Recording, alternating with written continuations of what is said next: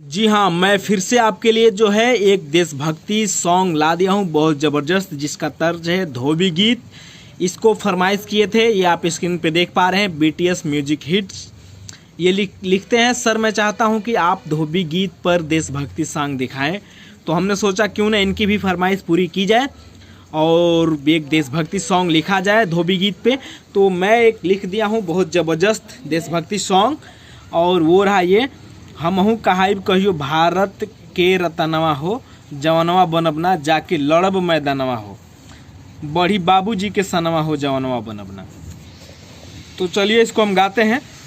हमहू कहाइब कहियो भारत के रतनवा हो, जवनवा बनबना।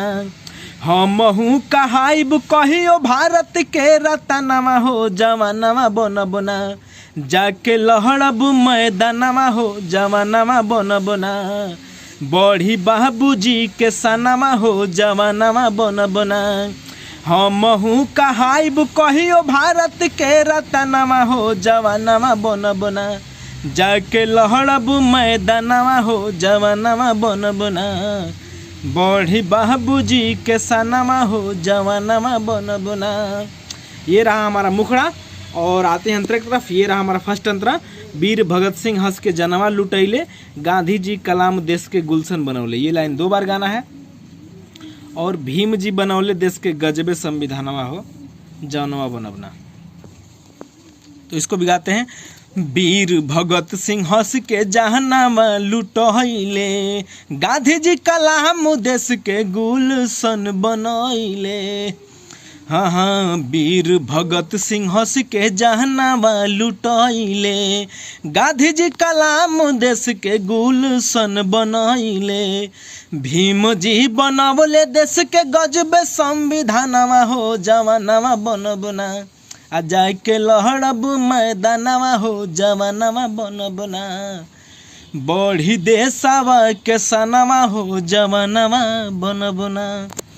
ये रहा हमारा पहला अंतरा। और आते हैं दूसरे अंतर की तरफ। ये रहा, बीरवन के देश मोरा देशवा पर नाजबा, सबसे अलग मोरा देशवा के ताजबा।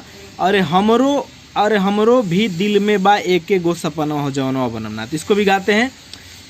बीरवन के देश मोरा देशवा पर नाजबा, सबसे अलग मोरा देशवा के ताजबा। हो बीरवन के देश मोरा देशवा पर नाजबा, सबसे अलग मोरा देशवा के ताजबा।